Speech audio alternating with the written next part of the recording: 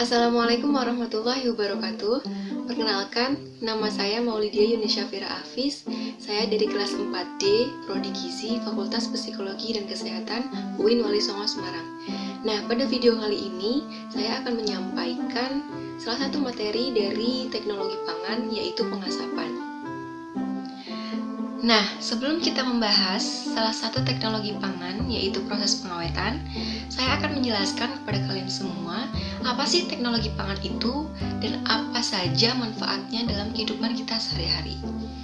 Jadi teman-teman, teknologi pangan adalah suatu teknologi yang mempelajari ilmu pengetahuan tentang bahan pangan, khususnya pasca panen atau setelah panen, guna memperoleh manfaat seoptimal mungkin sekaligus dapat meningkatkan nilai dalam bahan pangan tersebut.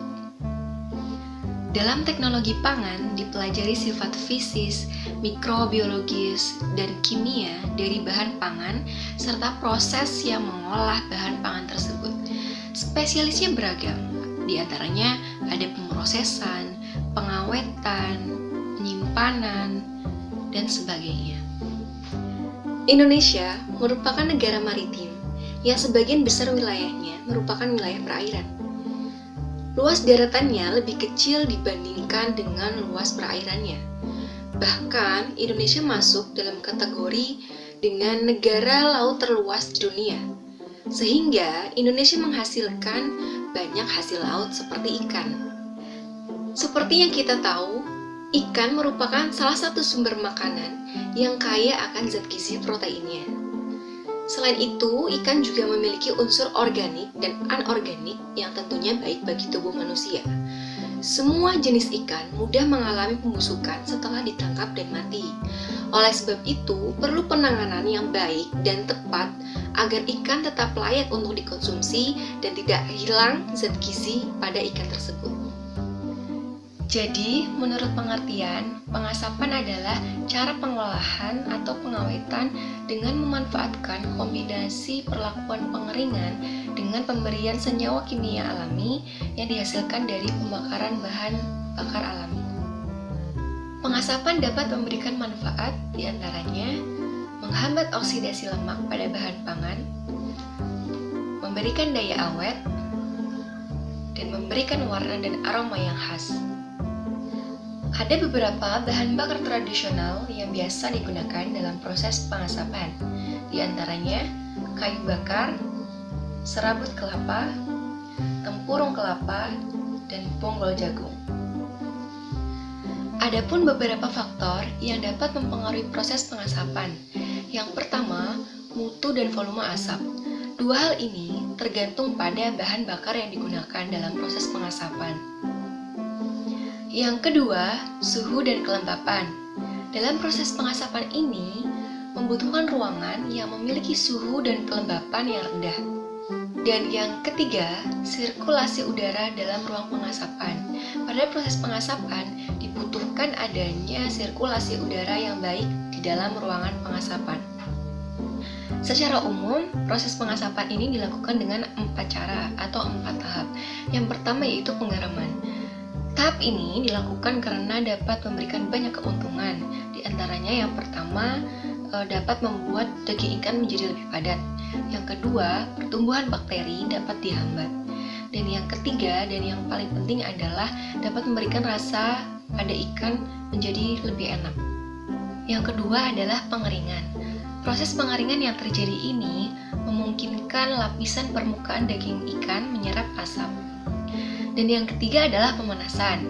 Panas yang tinggi dapat menghentikan kegiatan enzim perusak, menggumpalkan protein, dan dapat menguapkan sebagian air yang berada di dalam tubuh ikan. Dan yang terakhir adalah pengasapan. Proses pengasapan ini sama dengan proses penggaraman yang bertujuan untuk menghilangkan bakteri yang berada di dalam tubuh ikan. Akan tetapi, proses pengasapan ini dibedakan berdasarkan pada perbedaan metode pengasapan itu sendiri. Ada 4 proses pengasapan. Yang pertama adalah pengasapan panas. Proses pengasapan ini adalah proses di mana ikan diletakkan cukup dekat dengan sumber asap yang dilakukan dengan pengasapan suhu tinggi, yaitu berkisar antara 80 derajat Celcius sampai 90 derajat Celcius atau bahkan lebih dari 120 derajat Celcius. Dikarenakan suhu pengasapan yang tinggi, maka proses pengasapan panas ini tidak perlu membutuhkan waktu yang cukup lama, cukup 3-8 jam saja. Dan pada proses pengasapan panas ini dihasilkan daging ikan yang matang sehingga tidak perlu diolah dulu sebelum disantap. Yang kedua yaitu proses pengasapan dingin.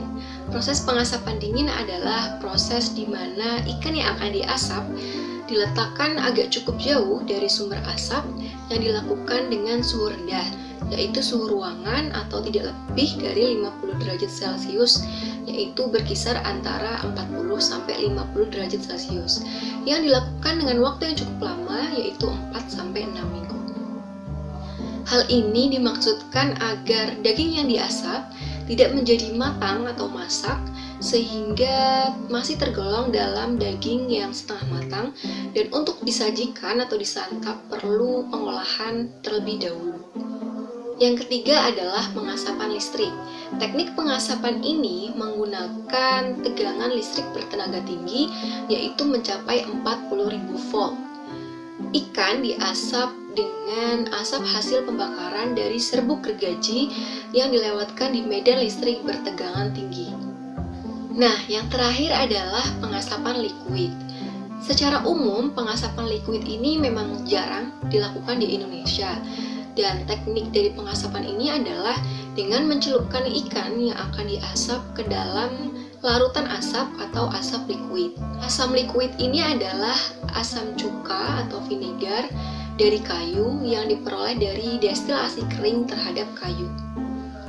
Sekian video penjelasan saya mengenai salah satu teknik pengawetan dalam teknologi pangan, yaitu proses pengasapan. Semoga dapat memberikan manfaat bagi kalian semua. Terima kasih. Wassalamualaikum warahmatullahi wabarakatuh.